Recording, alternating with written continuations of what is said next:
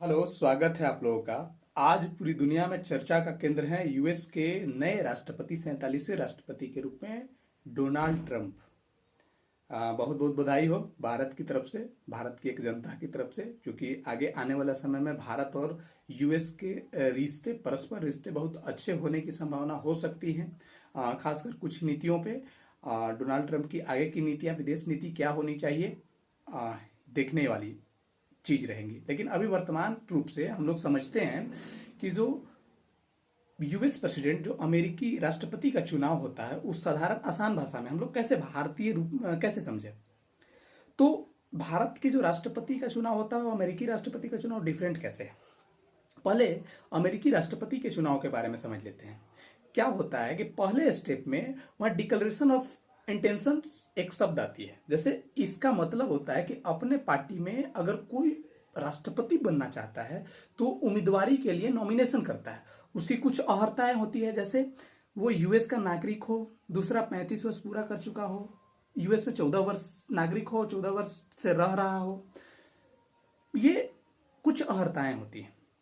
दूसरा जो होती है, जब नॉमिनेशन करने के बाद अपनी पार्टी की में भी नॉमिनेशन किए हैं, टीवी डिबेट्स होते हैं। टीवी डिबेट में अपनी पार्टी की जितने भी कैंडिडेट फॉर्म भरते हैं राष्ट्रपति पद के लिए, वो टीवी डिबेट में आते हैं और उस टीवी डिबेट में उनकी पार्टी समझती है कि कैंडिडेट की नीति क्या है, पॉलिसी क्या है, राष्ट्र की विचारधारा या फॉरेन पॉलिसी, कई सारे मुद्दे पे देखा जाता है कि इनकी पॉलिसी, स्ट्रांग पॉलिसी क्या है।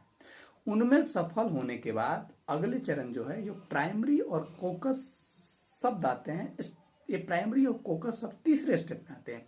जो प्राइमरी शब्द है उसका अर्थ होता है कि एक सीक्रेट बैलेट पेपर पर चुनाव होता है। ठीक है, कुछ लोग जो पार्टी के होते हैं वो सीक्रेट बैलेट पेपर पर मत देते हैं। दूसरी जो होता है कॉकस शब्द, वो कॉकस जो होता है वो सार्वजनिक स्थानों पर लोगों से हाथ उठाकर ये सब मत लिया जाता है कि हमारे जो कैंडिडेट हैं वो कौन अच्छे हैं या क्या उनकी पॉलिसी स्ट्रांग है। इसके बाद जब ये तीनों प्रक्रिया से गुजरने के बाद अपने पार्टी में, तब नेशनल कॉन्वेंशनल पार्टी के फॉर्म पे, नेशनल कॉन्वेंशनल में पार्टी अपनी ऑफिशियल कैंडिडेट घोषित करती है।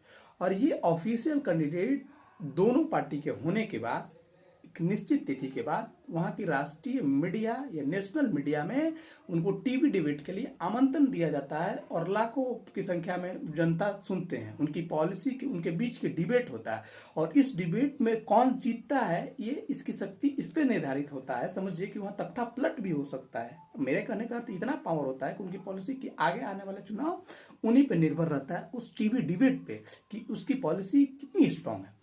ये तो हो गई कैंडिडेट की। अब वोटिंग के बारे में चर्चा कर लेते हैं। अमेरिका की संसद भी द्विसदनीय है, जैसे भारत की संसद भी द्विसदनीय है, लोकसभा और राज्यसभा। अमेरिका में जो लोकसभा टाइप होती है, जो निचली सदन होती है, उसे हम हाउस ऑफ रिप्रेजेंटेटिव है कहते हैं। इसकी सदस्यों की संख्या अभी वर्तमान में 435 है। और भारत की जो राज्यसभा है उसी प्रकार से वहाँ सीनेट है। वहाँ सीनेट में टोटल संख्या 100 है, क्योंकि 50 स्टेट को, 50 राज्य को बराबर बराबर सीनेट के रूप में, दो दो सीनेट के रूप में चुनने का अधिकार है। तो टोटल संख्या हुआ 100। तो सीनेट और हाउस ऑफ रिप्रेजेंटेटिव दोनों मिलाकर जो इलेक्टोरल हुए, इसे हम लोग इलेक्टोरल कहते हैं। इलेक्टोरल कॉलेज की जो वोटों की संख्या हो गई वो 535 और प्लस WCU वाशिंगटन DC के 3 सदस्य हो गए। अब हम लोग आगे जानते हैं कि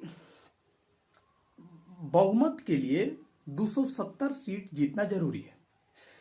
तो आज हम लोग दिन भर ये खबरों में सुन रहे थे, आज नहीं लगभग 2 या 3 महीने से हम लोग ये चीज रोज न्यूज में सुन रहे थे, अवेयरनेस के रूप में, कि ये रिपब्लिकन के पारंपरिक स्टेट है और डेमोक्रेट के पारंपरिक स्टेट है। लेकिन कुछ ऐसे स्टेट हैं जिनमें 7 स्टेट थे, जिसमें मिशिगन थे, जिसमें मिशिगन, जॉर्जिया, ऐसे कई 7 स्टेट थे।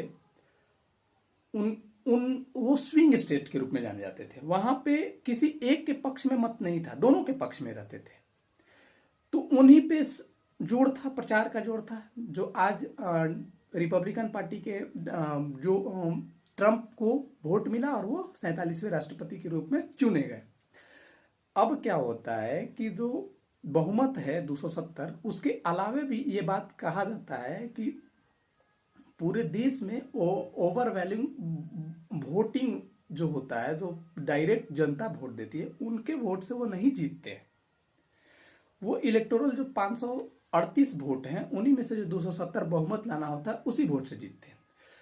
एक और चीज हम समझाने का प्रयास कर रहे हैं कि जो हाउस ऑफ रिप्रेजेंटेटिव और सीनेट है, उसकी कार्यकाल में बड़ा डिफरेंट है भारत से। क्या है कि वहाँ हाउस ऑफ रिप्रेजेंटेटिव जो लोकसभा टाइप है वो 2 साल के कार्यकाल होता है, और जो सीनेट है उसे सीधे 6 साल के कार्यकाल होते हैं। 2 साल में इनकी प्रत्येक हाउस ऑफ रिप्रेजेंटेटिव का चुनाव होता है, और सीनेट जो होते हैं इनके 6 साल का कार्यकाल होता है, जिसमें प्रत्येक 2 वर्ष बाद 1/3 सदस्य रिटायर्ड हो जाते हैं, चुनाव होते हैं। तो इसके साथ साथ जो राष्ट्रपति के चुनाव के साथ साथ सीनेट और हाउस ऑफ रिप्रेजेंटेटिव का भी चुनाव होता है। यही तो सबसे बड़ा खासियत है वहां के। तो मान लीजिए जो स्टेट जिसमें सबसे ज्यादा बहुमत होता है, वही राष्ट्रपति को बहुमत में लाने का दावेदार भी बनता है।